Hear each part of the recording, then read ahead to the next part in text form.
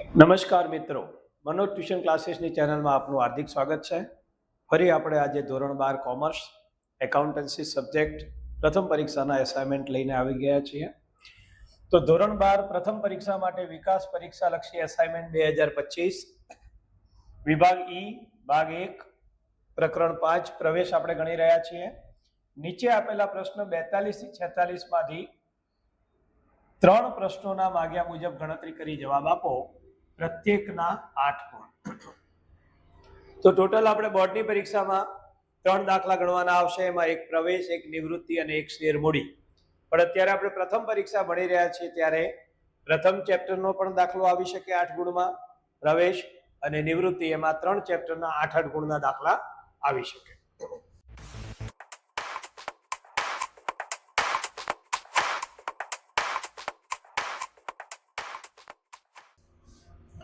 તો આપણે ભણી રહ્યા છીએ દાખલા નંબર 5. જગત અને વિશ્વ બે જૂના ભાગીદાર છે. બંનેનું જૂનું પ્રમાણ છે સરખે હિસ્સે એટલે 1:1. નફો નુકસાન વહેંચતા ભાગીદાર છે. તેમની પેઢીનું પાકું સરવૈયું નીચે મુજબ છે. તો પાકું સરવૈયું આપણને 31/3/25 નું આપ્યું છે. જૂના પાકા સરવૈયામાંથી સૌપ્રથમ આપણે મૂડી ખાતામાં લખીશું. સામાન્ય અનામત મૂડી ખાતામાં જમા બાજુ વહેંચીશું. નફા નુકસાન ખાતું એ પણ આપણે મૂડી ખાતામાં જમા બાજુ વહેંચીશું. પાઘડી એ આપણે મૂડી ખાતામાં ઉધાર બાજુ વહેંચીશું. અને રોકડ બેંક એ આપણે રોકડ બેંક ખાતામાં ઉધાર બાજુ બાકી આગળ લાવ્યા તરીકે બતાવીશું. આટલી એન્ટ્રી સૌ પ્રથમ આપણે લખવાની રહેશે. પણ એ પહેલા આપણે આખો દાખલો એકવાર વાંચી લઈએ છીએ. 31/3/25 ના રોજ સૃષ્ટિને નવા ભાગીદાર તરીકે પ્રવેશ આપ્યો. તો નવા ભાગીદારનું નામ છે સૃષ્ટિ. વધારાની માહિતી: સૃષ્ટિ મૂડી પેટે 1 લાખ રૂપિયા લાવશે. પોતાના ભાગની પાઘડી પૈકી 18,000 રોકડા લાવશે અને પાઘડીની તફાવતનો રકમનો હવાલો જરૂર જણાય તો તેના મૂડી ખાતે નાખવો. તો સૌપ્રથમ આપણે મૂડીની આમનોંધ કરીશું, એની 2 અસર આપીશું. પાઘડી 18,000 રોકડા લાવે છે એની 2 આમનોંધ થશે, એની અસર થશે. અને જે પાઘડીની તફાવતની રકમ છે એની પણ આપણે ગણતરી કરી અને એની પણ આમનોંધ કરી અને એની અસર આપીશું. દાખલામાં શું માંગ્યું છે છેલ્લી લીટી આપણે જોઈ લઈએ. નવા ભાગીદારની પાઘડી અંગેની આમનોંધ માંગી છે. તો પાઘડીની ગણતરી કરવાની રહેશે. પાઘડીની ટોટલ 3 આમનોંધ થશે. ઉપરાંત પુનઃ મૂલ્યાંકન ખાતું, ભાગીદારોના મૂડી ખાતા અને પ્રવેશ પછીનું પાકું સરવૈયું. તો સૌ પ્રથમ આપણે કયા કયા ખાતા બનાવ્યા છે એના ઉપર એક નજર મારી લઈએ. તો પહેલું આપણે બનાવ્યું છે પુનઃ મૂલ્યાંકન ખાતું. ડાબી બાજુ ઉધાર, જમણી બાજુ જમા, બાજુમાં આપણે ગણતરી બતાવી દઈશું. સેકન્ડ આપણે બનાવ્યું છે ભાગીદારોના મૂડી ખાતા અને રોકડ બેંક ખાતું. મૂડી ખાતામાં ઉધાર બાજુ, ડાબી બાજુ ઉધાર, જમણી બાજુ જમા. જગત અને વિશ્વ જૂના ભાગીદાર છે, સૃષ્ટિ નવો ભાગીદાર છે. રોકડ બેંકમાં પણ ડાબી બાજુ ઉધાર અને જમણી બાજુ જમા. અને ત્યારબાદ આપણે છેલ્લે બનાવ્યું છે પાકું સરવૈયું. મૂડી દેવા, રકમ, મિલકત લેણા અને રકમ. તો હજુ આપણે બાકીના હવાલાઓને એકવાર વાંચી લઈએ અને ત્યારબાદ આપણે દાખલાની ગણતરીની શરૂઆત કરીશું. તો બાકીના હવાલાઓમાં હવાલા નંબર 2, જમીન મકાનની કિંમતમાં 20% અને ફર્નિચરમાં 10%નો વધારો. તો જમીન મકાન ઉપર હવાલા નંબર 2, ફર્નિચર ઉપર હવાલા નંબર 2. બંનેની અંદર વધારો કીધો છે.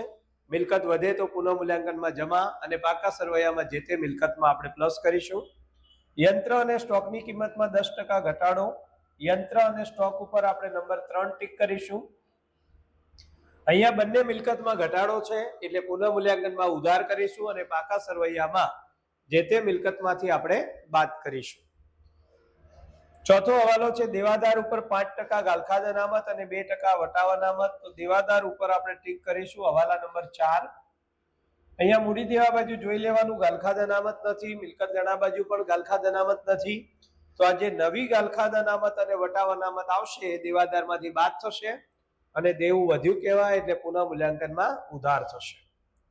ત્યારબાદ લેણદારોની કુલ રકમમાંથી 6,000 હવે ચૂકવવાના નથી એટલે કે લેણદારમાં આપણે ઘટાડો કરવાનો રહેશે. તો લેણદાર ઉપર ટીક કરીશું હવાલા નંબર 5. સરવૈયામાં લેણદારમાંથી બાદ થશે અને દેવું ઘટે છે એટલે પુનઃ મૂલ્યાંકનમાં જમા થશે. નંબર 6, 1,000 ની મળવાની બાકી આવક ચોપડે નોંધવાની બાકી છે. મળવાની બાકી આવક લેણું એટલે મિલકત કહેવાય. એની અસર અહીંયા ક્યાંય હવાલા પાકા સરવૈયામાં ટીક નહીં થાય કારણ કે મળવાની બાકી આવક આપી નથી. તો આની ડાયરેક્ટ બે અસર કરીશું એટલે આપણે હવાલા ઉપર જ ટીક કરી દઈએ. તો મળવાની બાકી આવક એટલે મિલકત પુનઃ મૂલ્યાંકનમાં જમા થાય એની બીજી અસર પાકા સરવૈયામાં મિલકત લેણા બાજુ. નવું નફા નુકસાન વહેંચણીનું પ્રમાણ આપણને આપેલું છે. જૂનું પ્રમાણ સરખે હિસ્સે છે. જ્યારે નવું અને જૂનું બંને પ્રમાણ આપ્યા હોય તો પાઘડી ગણવા માટે પહેલા આપણે ત્યાગ એટલે કે ત્યાગનું પ્રમાણ શોધવું પડશે. પાઘડીનું મૂલ્યાંકન 1 લાખ રૂપિયા આપ્યું છે. પાઘડી 1 લાખ છે, સમગ્ર પેઢીની પાઘડી કહેવાય. એના ઉપરથી નવા ભાગીદારની પાઘડી શોધવાની. નવો ભાગીદાર છે સૃષ્ટિ. સૃષ્ટિનો નવો ભાગ છે 3/10 એટલે 1 લાખ ગુણ્યા 3/10 કરી આપણે એની પાઘડી 30,000 શોધીશું. 30,000 માંથી 18,000 પાઘડી રોકડમાં લાયા છે. એનો મતલબ 12,000 રૂપિયા રોકડમાં નથી લાયા. એનો હવાલો આપણે મૂડી ખાતે નાખવાનો રહેશે. લેણદારોએ લખેલી દેવી ઊંડી 10,000 સ્વીકારેલ છે, જે ચોપડે નોંધવાની બાકી છે. તો જ્યારે લેણદારોએ લખેલી દેવી ઊંડી છે તો દેવી ઊંડી વધે છે અને લેણદાર ઘટે છે.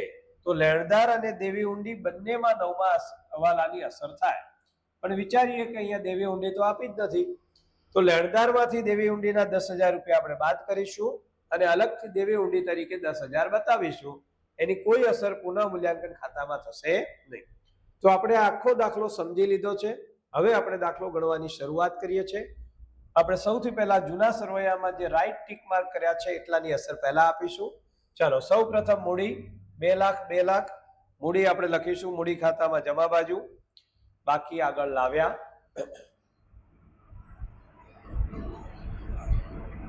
બાકી આગળ લાવ્યા.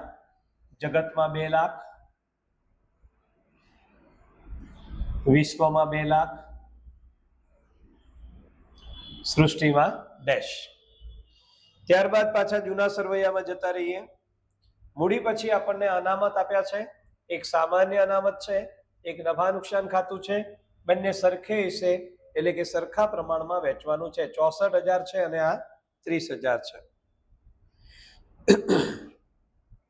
મૂડી ખાતામાં જમા બાજુ સામાન્ય અનામત 64,000 રૂપિયા સરખા પ્રમાણમાં વેચીશું એટલે 32,000 અને 32,000.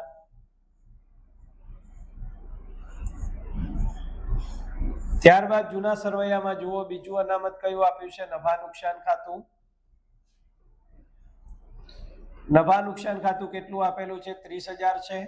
બંને ભાગીદાર વચ્ચે સરખે હિસ્સે વેચીશું એટલે 15,000 15,000.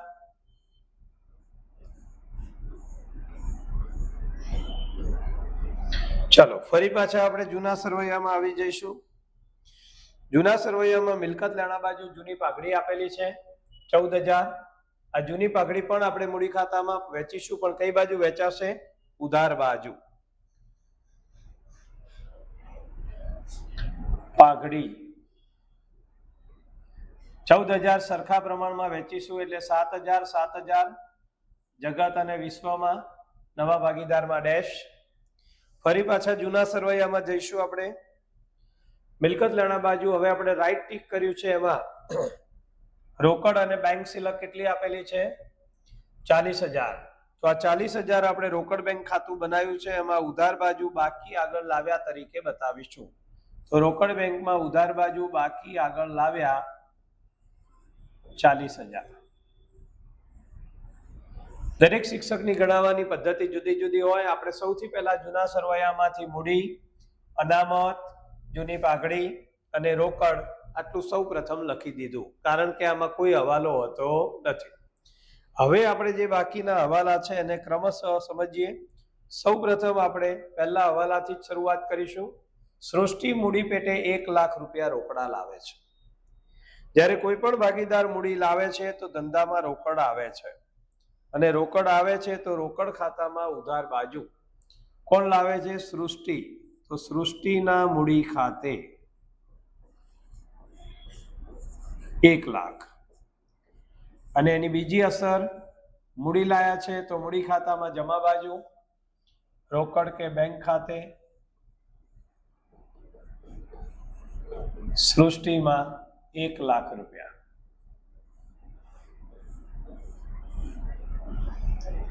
ચાલો, એ જ હવાલો પહેલો હવાલો હજુ આપણે આગળ વાંચીશું. પોતાના ભાગની પાઘડી રોકડમાં લાવે છે કેટલી 18,000. તો પાઘડી 18,000 રૂપિયા રોકડા લાવે છે, પણ એ પાઘડી વેચાશે કયા પ્રમાણમાં? ત્યાગના પ્રમાણમાં. તો પાઘડીની અસર અને પાઘડીની આમનોંધ લખતા પહેલા આપણે ત્યાગનું પ્રમાણ શોધવું જોઈએ.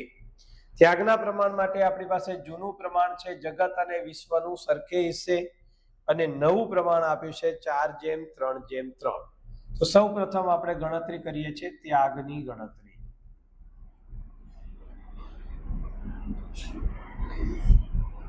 ચાલો, જૂનું પ્રમાણ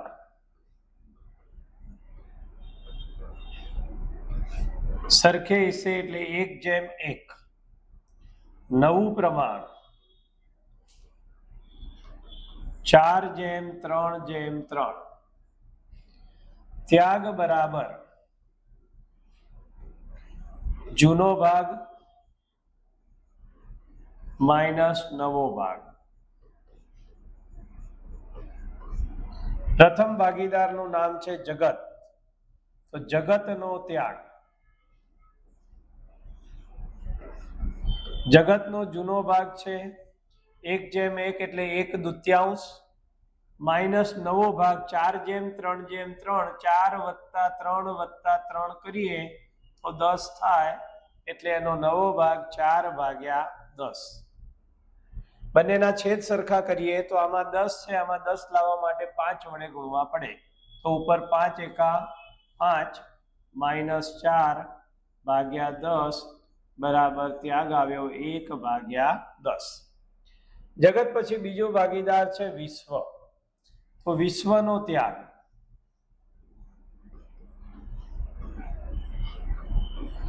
વિશ્વમાં પણ જૂનો ભાગ છે 1/2 અને એનો નવો ભાગ છે 3/10.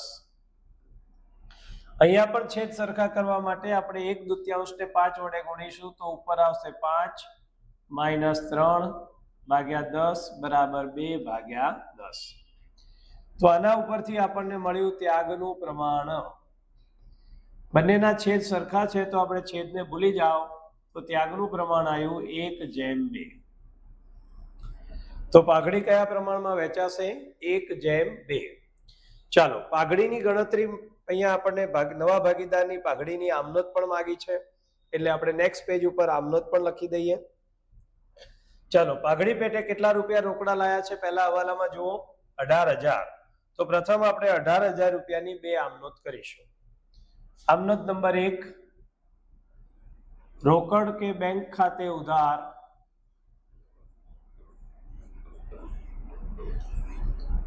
તે પાઘડીના પ્રીમિયમ ખાતે.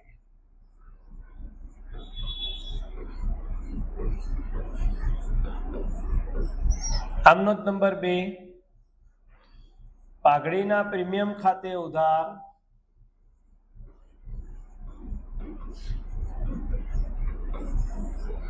તે જગતના મૂડી ખાતે તે વિશ્વના મૂડી ખાતે.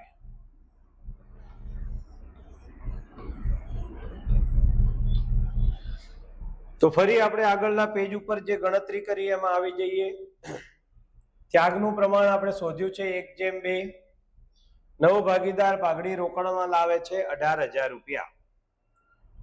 ચલો, 18,000 રૂપિયા રોકડા લાયા તો પહેલી આમનોંધમાં રોકડ બેંક ખાતે ઉધાર 18,000 તે પાઘડીના પ્રીમિયમ ખાતે 18,000.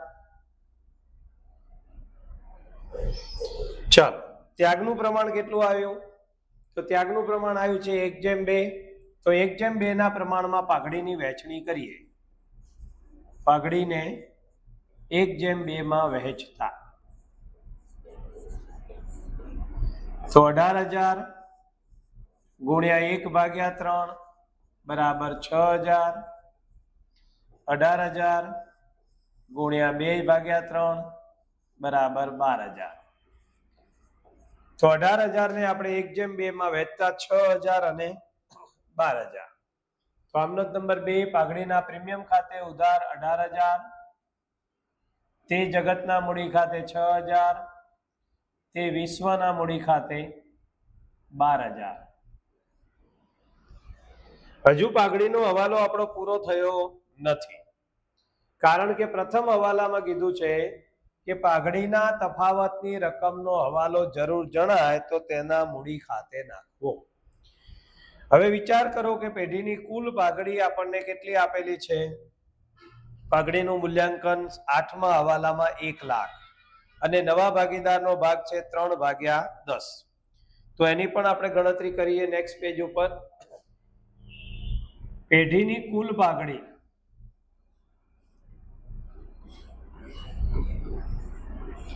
બરાબર 1 લાખ, નવા ભાગીદારના ભાગની પાઘડી બરાબર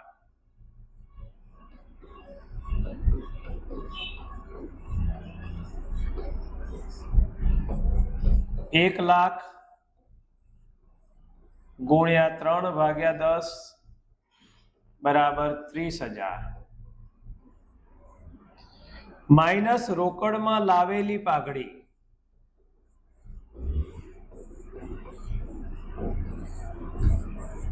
18,000 રૂપિયા પાઘડી રોકડમાં લાવ્યા છે. 30 માંથી 18,000 પાઘડી રોકડમાં આવી ગઈ છે તો કેટલી પાઘડી લાવવાની બાકી રહી? 12,000. આને કહેવાય રોકડમાં ન લાવેલી પાઘડી. રોકડમાં ન લાવેલી પાઘડી. આ પાઘડીનો હવાલો મૂડી ખાતે નાખવાનો છે. તો જેવી રીતે રોકડમાં પાઘડી લાવ્યા છે એ જૂના ભાગીદાર ખાતે જમા કર્યા, કારણ કે બંને ત્યાગ આપનાર છે.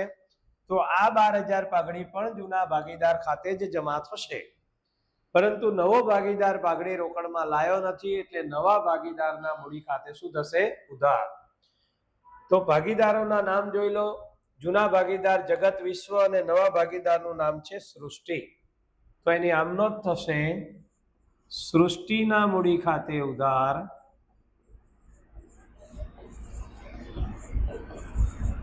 12,000 તે જગતના મૂડી ખાતે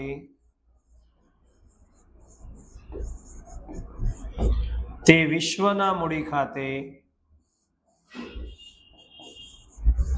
આને પણ આપણે ત્યાગના પ્રમાણમાં 1/2 માં વહેંચીશું, એટલે 4,000 અને 8,000. તો આ થઈ સમગ્ર પાઘડીની 3 આમનોંધો. અને હવે આપણે એની ખતવણી કરીએ. તો પહેલી આમનોંધ રોકડ બેંક ખાતે ઉધાર તે પાઘડીના પ્રીમિયમ ખાતે. તો રોકડ બેંક ખાતામાં ઉધાર બાજુ પાઘડીના પ્રીમિયમ ખાતે આ રોકડમાં લાવેલી પાઘડી 18,000. એની આપણે બીજી આમનોંધ કરી હતી પાઘડીના પ્રીમિયમ ખાતે ઉધાર તે જૂના ભાગીદારો એટલે જગત અને વિશ્વના મૂડી ખાતે જમા. અહીંયા જમા બાજુ લખીશું આપણે પાઘડીના પ્રીમિયમ ખાતે 18,000 ને આપણે 1/2 માં વહેંચ્યા હતા, એટલે 6,000 અને 12,000. ત્યારબાદ પાછળથી જે 12,000 રૂપિયા પાઘડી રોકડમાં નથી લાવ્યા એની આમનોંધ આપણે કરી છે સૃષ્ટિના મૂડી ખાતે ઉધાર તે જગત અને વિશ્વના મૂડી ખાતે. તો મૂડી ખાતામાં જમા બાજુ લખાશે સૃષ્ટિના મૂડી ખાતે 12,000 ને પણ આપણે ત્યાગના પ્રમાણમાં 1/2 માં વહેંચ્યા હતા, એટલે 4,000 અને 8,000. એની ક્રોસ અસર સૃષ્ટિના મૂડી ખાતામાં ઉધાર બાજુ 4,000 અને 8,000. 4,000 માં ક્રોસ એન્ટ્રીનું નામ લખાશે જગતના મૂડી ખાતે અને 8,000 માં લખાશે વિશ્વના મૂડી ખાતે. તો અહીંયા આપણી પાઘડીની 3 આમનોંધની ખતવણી પૂરી. ચાલો ફરી પાછા આપણે આવી જઈએ હવાલામાં. અહીંયા હજુ આપણો પ્રથમ હવાલો પૂરો થયો. બીજા કયા કયા હવાલા પૂરા થયા? નવું નફા નુકસાનનું પ્રમાણ છે એનો ઉપયોગ આપણે ત્યાગ માટે કર્યો એ પૂરો. પાઘડીનું મૂલ્યાંકન છે 8મો હવાલો એ પણ પૂરો. અહીંયા એક હવાલો છઠ્ઠો એવો છે કે જે આપણે અહીંયા ટીક કર્યો નથી, પણ છતાં આપણે લાઈનસર જ લઈશું. તો હવે હવાલા નંબર 2 જમીન મકાનની કિંમતમાં 20% વધારો. ચાલો જમીન મકાન કેટલું છે? 3 લાખ. 3 લાખના 20% વધ્યા એટલે 60,000. તો પુનઃ મૂલ્યાંકન ખાતામાં જમા બાજુ જમીન મકાન ખાતે વધારો 60,000. પાકા સરવૈયામાં એની બીજી અસર મિલકત લેણા બાજુ જમીન મકાન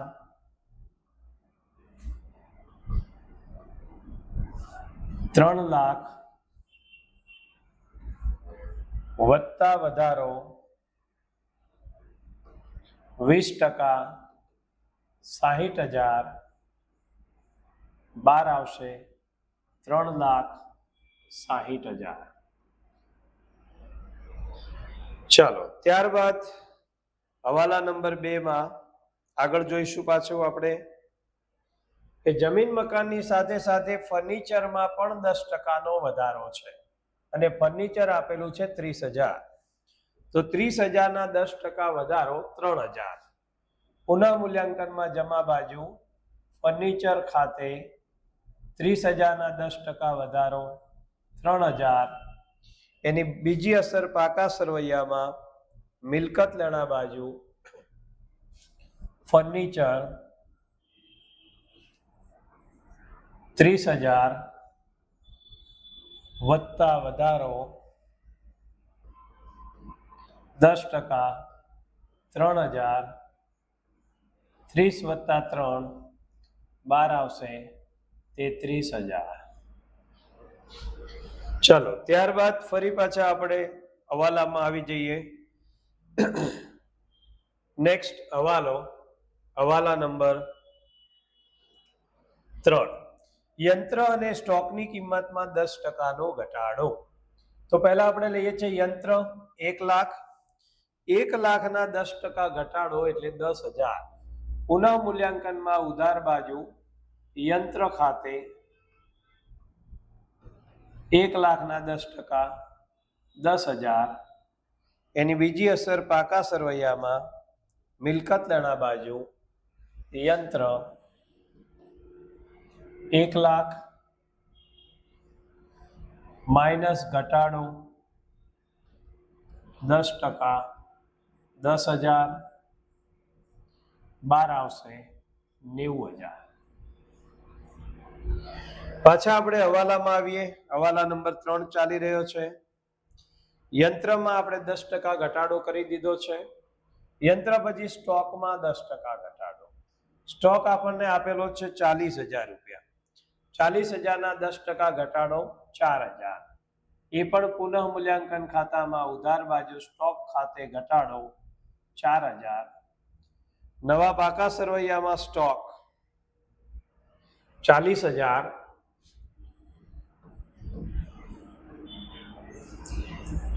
માઇનસ 10% ઘટાડો 4,000. 40,000 માંથી 4,000 બાદ કરતા 12 આવશે 36,000.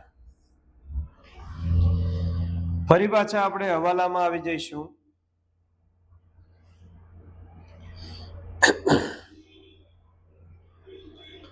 તો અહીંયા આપણો બીજો હવાલો પૂરો થઈ ગયો. ત્રીજો હવાલો પૂરો થયો. ચોથો દેવાદાર ઉપર 5% ગાલખાદ અનામત અને 2% વટાવ અનામત.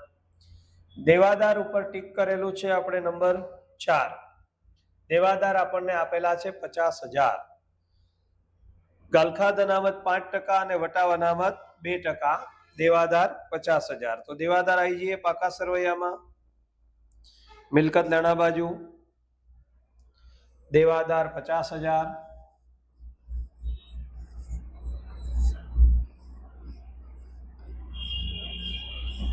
માઇનસ 5% ગાલખાદ અનામત.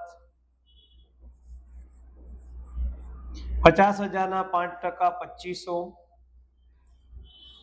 બાદબાકી આવશે 47,500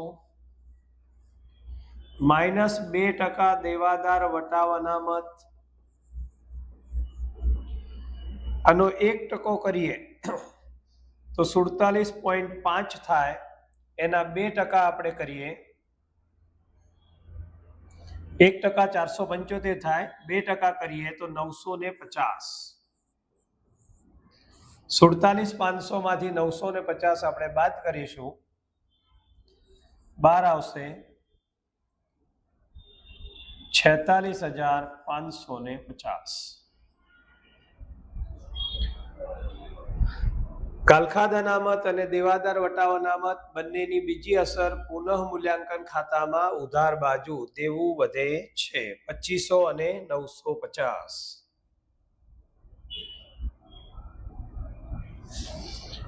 ગાલખાદ અનામત 2500, દેવાદાર વટાવ અનામત 950. તો અહીંયા દેવું વધે છે અથવા દેવાદાર ઘટે છે બંને દ્રષ્ટિકોણથી પુનઃ મૂલ્યાંકન ખાતામાં ઉધાર બાજુ. ફરી પાછા આપણે હવાલામાં જઈએ. આપણે દેવાદાર ઉપર 5% ગાલખાદ અનામત ગણી લીધું, 2% વટાવ અનામત ગણી લીધું, એટલે ચોથો હવાલો પૂરો. હવે હવાલા નંબર 5. લેણદારોની કુલ રકમમાંથી 6000 હવે ચૂકવવાના નથી. તો લેણદાર હવે ચૂકવવાના નથી એટલે લેણદાર ઘટ્યા. લેણદાર એટલે દેવું ઘટ્યું, અને દેવું ઘટે તો પુનઃ મૂલ્યાંકન ખાતામાં જમા બાજુ. લેણદાર કેટલા આપેલા છે? 80000. કેટલો ઘટાડો છે? 6000. બે હવાલા છે, બીજો હવાલો આપણે પછી લઈએ. પહેલા પુનઃ મૂલ્યાંકન ખાતામાં જમા બાજુ લેણદાર ખાતે ઘટાડો 6000. એની બીજી અસર આપણે આપવાની છે પાકા સરવૈયામાં. લેણદાર આપણને આપેલા છે 80000 માઇનસ ઘટાડો 6000. મૂડી દેવા બાજુ લેણદાર 80000 માઇનસ ઘટાડો 6000. હજુ આના પર બીજો હવાલો છે એટલે આપણે બાદબાકી ઇનર કોલમમાં જ રાખીશું 74000. ચાલો આવી જઈએ નેક્સ્ટ હવાલામાં. લેણદાર ઉપર બીજો કયો હવાલો આપણે ટીક કરેલો છે એ પહેલા લેવો પડે, 9મો હવાલો. તો 9મો હવાલો કહે છે કે લેણદારોએ લખેલી દેવી ઊંડી 10000ની સ્વીકારેલ છે જે ચોપડે નોંધવાની બાકી છે. તો લેણદાર જ્યારે દેવી ઊંડી સ્વીકારે છે તો લેણદાર ઘટે છે.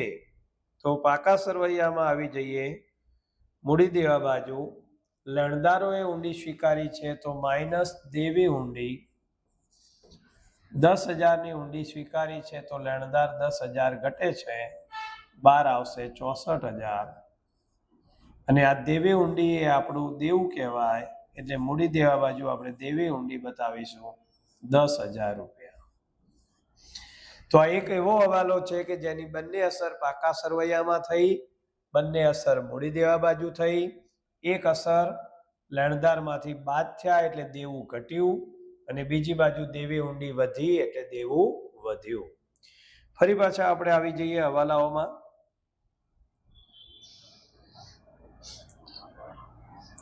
પાંચમો હવાલો લેણદારનો લીધો, સાથે સાથે આપણે 9મો હવાલો પણ લેણદારનો લઈ લીધો. હવે આપણે એક હવાલો બાકી રહ્યો, છઠ્ઠો. 1000ની મળવાની બાકી આવક ચોપડે નોંધવાની બાકી છે. મળવાની બાકી આવક શું કહેવાય? મિલકત. અને મિલકત છે, મિલકત લેણા બાજુ આવે ને બીજી અસર પુનઃ મૂલ્યાંકનમાં જમા. મળવાની બાકી આવક 1000 રૂપિયા. એની બીજી અસર પાકા સરવૈયામાં મિલકત લેણા બાજુ મળવાની બાકી આવક 1000 રૂપિયા.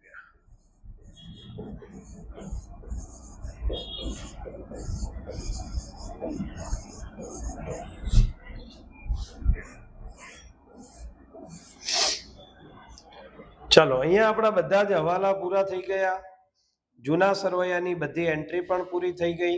છતાં આપણે એકવાર જૂના સરવૈયામાં નજર મારી લેવાની.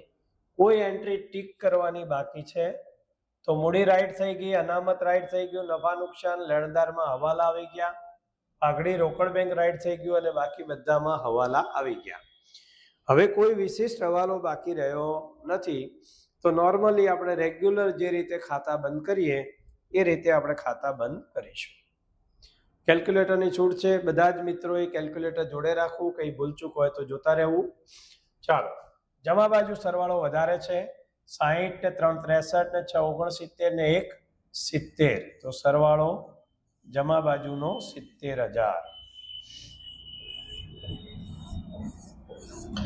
ચાલો એમાંથી આપણે આ 10 ને 4 14 ને 2 16 500 અને 950 એટલે કે 17,450 રૂપિયા આમાંથી બાદ કરવાના છે. ચાલો 70,000 માંથી 17,450 બાદ કરીએ એટલે 52,550 તફાવત આવશે. આને આપણે કહીશું નફો. નફો ક્યાં લઈ જઈશું આપણે? મૂડી ખાતે. 52,550. આ નફો આપણે કોના વચ્ચે વહેંચવાનો છે? જૂના ભાગીદાર જગત અને વિશ્વ. અને કયા પ્રમાણમાં? સરખે હિસ્સે. જગત વિશ્વ સરખે હિસ્સે વહેંચવા છે એટલે આને આપણે 2 વડે ભાગીશું. તો 26 દુ 52 અને 2 દુ 4, 1 15, 2 સીતા 14, 1 10, 2 50 10. 26,275 રૂપિયા બંનેના ભાગે આવશે.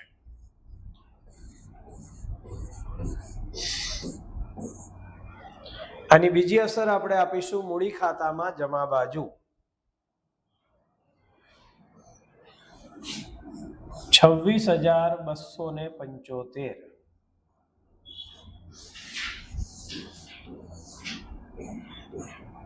અહીંયા લખીશું પુનઃ મૂલ્યાંકન ખાતે કૌંસમાં નફો. હવે આપણે મૂડી ખાતા બંધ કરીશું. મૂડી ખાતામાં જમા બાજુનો સરવાળો. ચાલો છેલ્લા 3 આંકડા લઈશું તો 275, 6 ને 4 10 ને 6 16 ને 5 21 ને 2 23 નો તગડો વધી આવી 2, 2 ને 2 4, 4 ને 1 5, 5 ને 3 8, 2 ના 2, 2,83,275.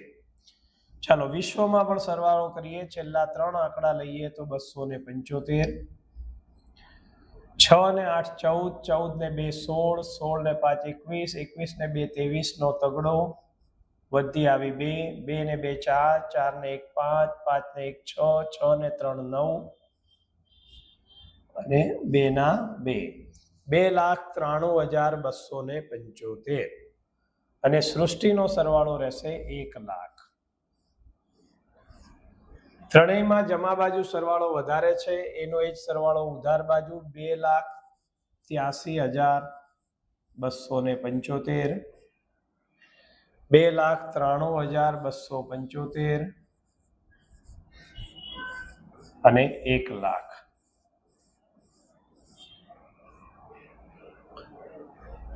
ચાલો તફાવત 2,83,275 માંથી 7,000 રૂપિયા બાદ કરીએ તો 2,76,275.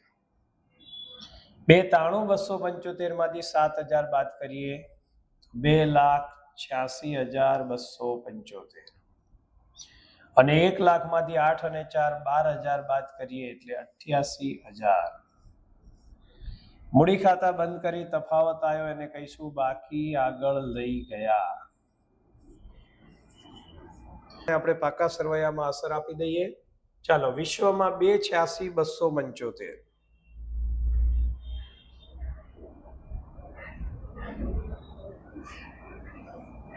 2,86,275 અને ત્યારબાદ ત્રીજા ભાગીદાર એટલે કે સૃષ્ટિમાં 88,000.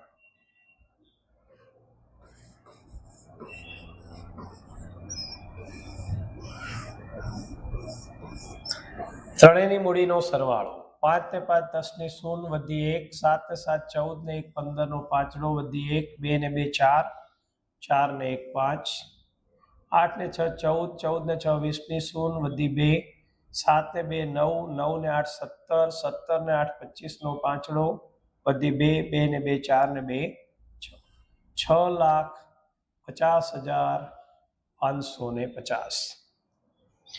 ત્યારબાદ આપણે બંધ કરીએ રોકડ બેંક ખાતું. રોકડ બેંકમાં ઉધાર બાજુ સરવાળો કરીએ તો 1,40,000 ને 18,000 એટલે 1,58,000. આ બાજુ પણ 1,58,000. તફાવત પણ 1,58,000. બાકી આગળ લઈ ગયા. આ રોકડ બેંક શિલક 1,58 પાકા સરવૈયામાં મિલકત લેણા બાજુ રોકડ બેંક 1,58,000. ચાલો પાકા સરવૈયાનો સરવાળો કરો બે બાજુ. તો મૂડી દેવા બાજુ સરવાળો જોઈએ. છેલ્લા 3 આંકડા 550 0 4 તો 4 ના 4 1 ને 6 7 7 ને 5 12 નો બગડો વધી 1 7,24,550. ચાલો મિલકત લેણા બાજુ પણ છેલ્લા 4 આંકડા જોઈએ. તો 3,000 3 ને 6 9 9 ને 6 15 550 16 550 16 ને 8 24 550 વધી આવી 2 2 ને 5 7 7 ને 4 11 11 ને 3 14 14 ને 9 23 23 ને 3 26 26 ને 6 32 નો બગડો વધી આવી 3 3 ને 3 6 6 ને 1 7 7,24,550. અહીંયા આપણે બંને બાજુ સરવાળો મળી જાય. આપણે મૂડી ખાતાની આખર બાકી વિશ્વમાં 2,86,275 છે અને એસાઇનમેન્ટની અંદર 2,88,275 છે. એસાઇનમેન્ટમાં ભૂલ છે. આપણે જે ગણ્યો છે પરફેક્ટ છે અને એ પ્રમાણે આપણે પાકા સરવૈયાનો બે બાજુ સરવાળો પણ મળી જાય છે. તો એસાઇનમેન્ટની ભૂલ સુધારી. ઓકે, તો દાખલામાં તમને ખ્યાલ આવી ગયો હશે, મજા પણ આવી હશે. તો અમારી ચેનલને લાઈક કરજો, સબસ્ક્રાઇબ કરજો, તમારા મિત્રોને શેર કરજો. Thank you.